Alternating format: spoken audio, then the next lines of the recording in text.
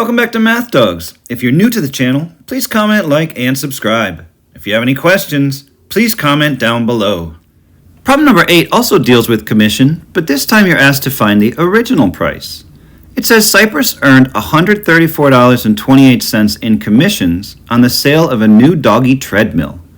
If her commission rate is 7.2%, determine the price of the treadmill that she sold. So I'm looking for the total price in this problem, and unlike the others which involved multiplication, this will involve division. I'm going to take the $134.28, and this time I'm going to divide it by the 7.2% in decimal form, which would be 0.072.